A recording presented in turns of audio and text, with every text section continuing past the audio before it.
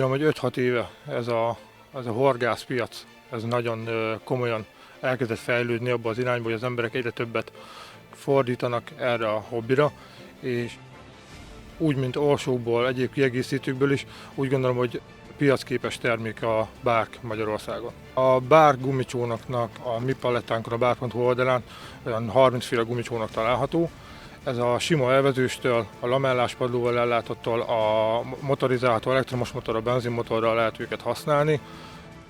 Lamellás, illetve teripadlós kivitelben forgalmazunk csónakokat.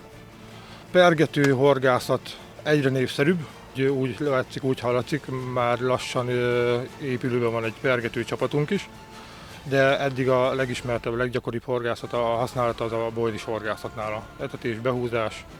Méretében 1,90-től 4,50-ig van a palettánkon, ami a megszokott a 2,10 méter az egyszemélyes horgászatra, a behúzásra elegendő csónak, majd jön a 2,70-es, aminek már tükör hátfala van, illetve annak a kicsit nagyobb verziója a 3,10 méter, ami nagyon gyakori modell, az éven nagyon sokat forgalmaztunk belőle, és már alakulóban van a merevpadlósok tábora, akik egyre többet használnak külföldön, tengeren, ilyen gumicsónakot, illetve a mentőcsapatok, kajakkenú csapatok egyre többet figyelnek fel ránk, úgy látom.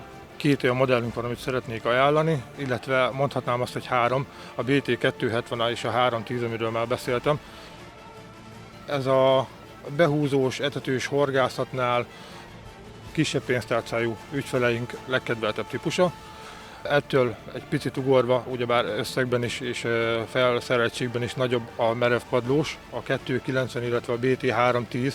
A BT310 ebből az, amit legszívesebben használnak már. Itt már pergetős, behúzós, merítős, már több funkciót ellátó gumicsónak.